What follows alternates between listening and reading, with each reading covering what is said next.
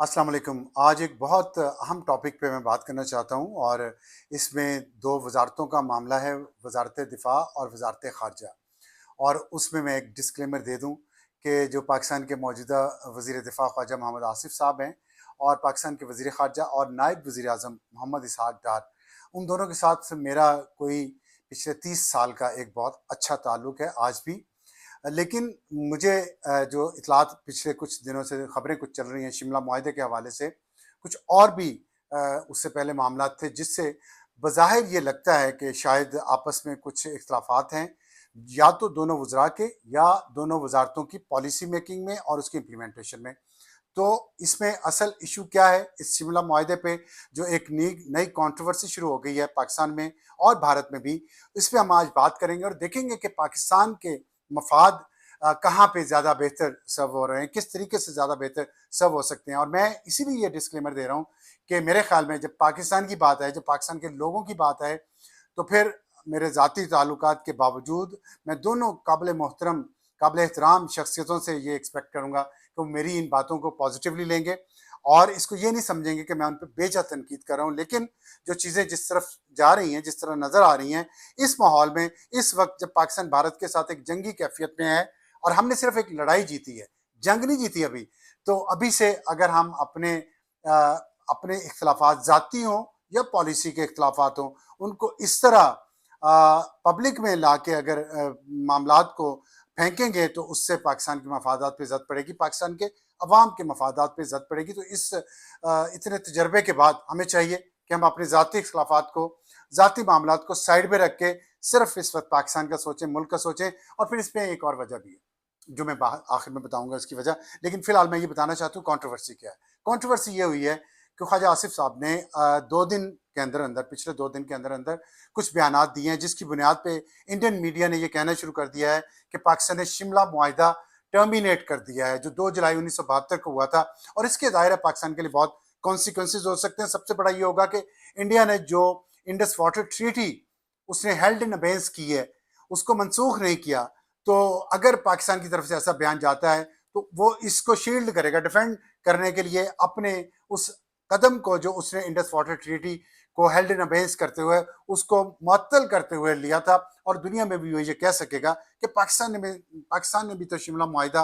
मनसूख कर दिया, तो इसलिए अब हम जस्टिफाइड हैं उसको करने में। तो पाकिस्तान की एक अखलाकी और सफारती पोजीशन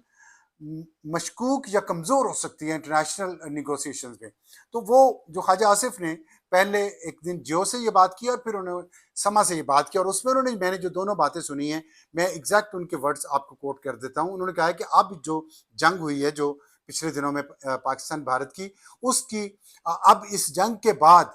इंडस वाटर ट्रीटी पे जो इंडिया ने हेल्ड इन अबेंस किया है और पाकिस्तान ने भी Shimla agreement officially national security committee की मीटिंग हुई थी उसके बाद हेल्ड इन अबेंस ही किया था। लेकिन वो कह रहे हैं कि अब इसके बाद एप्लीकेबल नहीं रहा, शिमला एग्रीमेंट एप्लीकेबल नहीं रहा। और जंग के बाद मुआहदे की एज अ होल कोई वक़्त नहीं, कदर कीमत नहीं। और फिर उसके बाद उन्होंने समा के साथ जो बात की उसमें उन्होंने कहा है कि IWT यानी कि इंडस वाटर ट्रीटी कलअदम हुई या नहीं हुई, ये एक सवाल के जवाब में उन्होंने कहा कि वो मनसूख हुई या नहीं हुई, कम अज कम शिमला मुआहिदा फारिग हो गया है। तो it's a dead document now, ये एक मुर्दा दस्तावेज है। तो ये उन्होंने दूसरे दिन कहा, जिसकी बुनियाद पे मैंने जैसे आपको कहा कि अब इंडिया इसको लेके उछाल रहा है और बहुत ज़्यादा इस पर बात हो रही है। तो ये बात इतनी बढ़ गई। अब एक बात और कही ख्वाजा आसिफ साहब ने, उन्होंने फरमाया कि जो लाइन ऑफ कंट्रोल है, LOC है, जो शिमला मुआहिदे के बाद इम्प्लीमेंट हुई थी, उसका स्टेटस अब बदल गया है। उसका स्टेटस वही हो गया है 1948-49 वाले सीज फायर लाइन का, CFL का, जो कि यूनाइटेड नेशंस के मुआहिदे के तहत हुआ था, जिसको शिमला एग्रीमेंट के मुताबिक वो अब बायलैटरल इशू बन गया था और यूनिलैटरल या इंटरनेशनल लेवल पे वो नहीं था। तो ये सिग्निफिकेंट है दोनों बातें, मैं इस पे बताता हूँ आपको। लेकिन कि फ़र्क क्या है LOC में और CFL में। अब इसके बाद हुआ क्या है? इसके बाद ये हुआ कि आज वजारत खारजा ने एक बहुत अहम बयान जारी किया है इस कंट्रोवर्सी के शुरू होने के बाद। और उन्होंने क्या कहा है? उन्होंने कहा है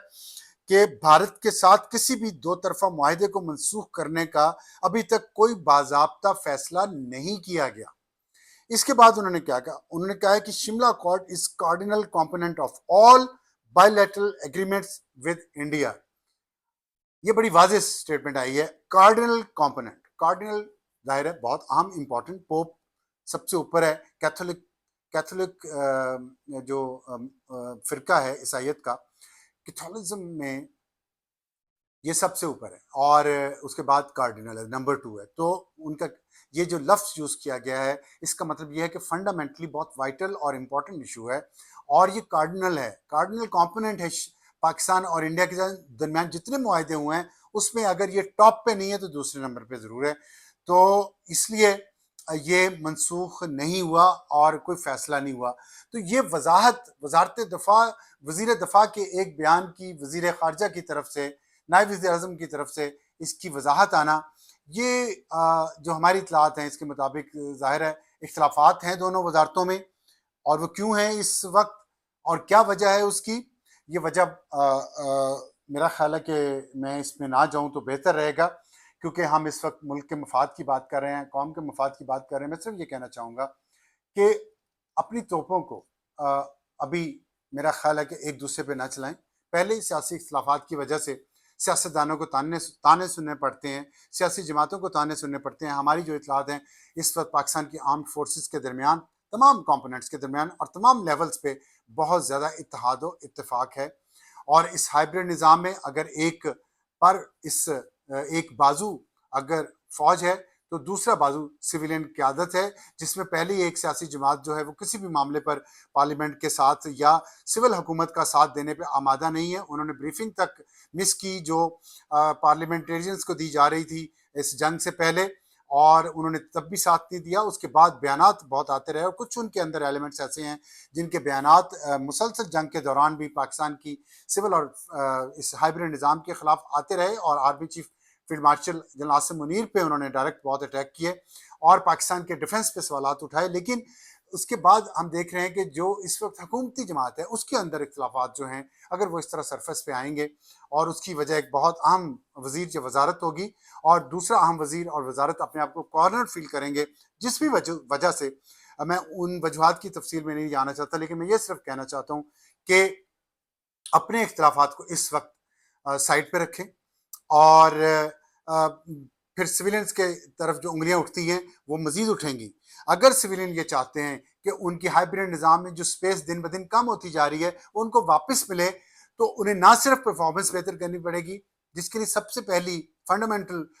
جو ضرورت ہے وہ یہ ہے کہ آپس میں اتحاد رکھیں، اتفاق رکھیں، اور اگر آپس میں اختلافات ہیں کچھ جو کہ ہو سکتا ہے ہوں، ان کو قومی سیاست پہ، قومی پالیسی پہ اس کا سایہ مت پڑنے دیں، کیونکہ اگر ایسا ہوتا ہے، اور اتنے تجربے کے بعد آپ کی تجربہ اتنا زیادہ ہے کہ میں اس پہ زیادہ بولنا نہیں چاہتا، اور میں اس پہ زیادہ بات بھی نہیں کرنا چاہتا۔ میری تھوڑی کئی بات کو بہت سمجھیے گا، اور اس پہ ملک کے مفاد کو، عوام کے مفاد کو، اپنی ذاتی انا کو پیچھے رکھ کے اس پہ غور کیجیے گا، اور کہاں سے یہ معاملہ شروع ہوا اور کس طرف یہ جا رہا ہے اور کیوں جا رہا ہے، اور پہلے بھی کچھ ایسی باتیں ہوئی ہیں جس سے یہ معاملہ خراب ہوا، اور میں سمجھتا ہوں کہ جب پاکستان کو اس وقت پاکستان کی عزت میں اضافہ ہو رہا ہے، اور دنیا میں اور خطے میں، اور ابھی پاکستان کو یونائٹڈ نیشن سیکورٹی کونسل کا طالبان سینکشن کمیٹی کا ہیڈ بنا دیا گیا ہے، اور دوسرا پاکستان کو وائس چیئر منتخب کیا گیا یو این سیکورٹی کونسل کی کاؤنٹر ٹیررزم کمیٹی کا۔ یہ بہت بڑی بڑی فتوحات ہیں پاکستان کے لیے۔ پاکستان کو ملٹری سیکٹر میں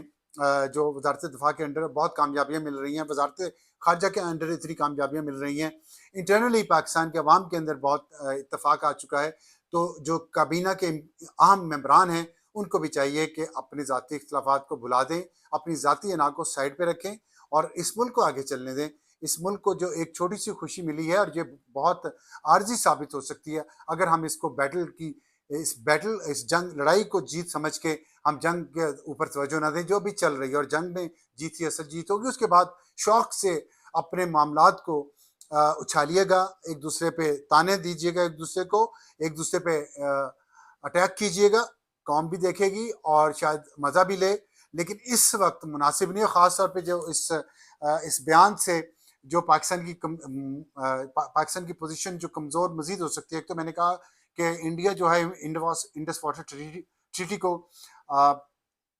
کینسل کرنے کے لیے استعمال کر سکتا ہے، ایون ہیلڈ ان ابینس کو ڈیفینڈ کرنے کے لیے استعمال کرتا ہے. دوسرا مسئلہ یہ ہے کہ جو ایل او سی یا سی ایف ایل ہے، L O C line of control اور C F L ceasefire line, اس میں جو فرق ہے دونوں میں، وہ ظاہر ہے پاکستان کا، جیسے وزیر دفاع نے فرمایا کہ پاکستان کے لیے اب یہ سیز فائر لائن ہے. سیز فائر لائن کا مطلب ہے کہ یہاں پہ جنگ بندی ہوئی ہے اور جنگ ختم نہیں ہوئی، تو کسی بھی وقت پاکستان جنگ شروع کر سکتا ہے اور انڈین آکوپائڈ کشمیر پہ جا کے وہ قبضہ کر سکتا ہے. لیکن یہی بات انڈیا کے فیور میں بھی جاتی ہے کہ انڈیا بھی کسی وقت کشمیر کے بارڈر پہ جنگ شروع کر سکتا ہے، اور وہ اس کو بہانہ بنا کے کہ یہ سیز فائر لائن ہے، یہ لائن آف کنٹرول نہیں ہے. لائن آف کنٹرول کا مطلب یہ ہوتا ہے کہ جو ڈیفیکٹو بارڈر ہے، جو سرحد، جس کو سرحد سمجھا جاتا ہے، وہ انٹرنیشنل بارڈر نہیں ہوتا، لیکن اس کو، اس کی سینکٹیٹی،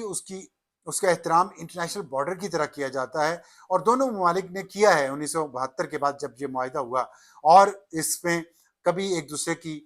چوکیوں پہ مسلسل مستقل قبضہ نہیں کیا، ایک دوسرے کے علاقے پہ قبضہ نہیں کیا، اور چھوٹی موٹی وائلیشن کے باوجود یہ معاملات بہت اچھی طرح سے چلتے رہے. تو میرا خیال ہے کہ جب تک یہ معاملات طے نہیں ہوتے تب تک اس پہ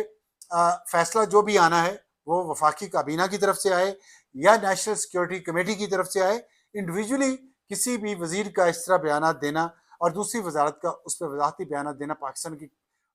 پوزیشن کو انٹرنیشنلی بھی کمزور کرے گا، اور پاکستان کے اندر بھی یہ کوئی بہت اچھا میسج نہیں جا رہا. میرے تھوڑے کہے کو میرے دوست اگر بہت زیادہ سمجھیں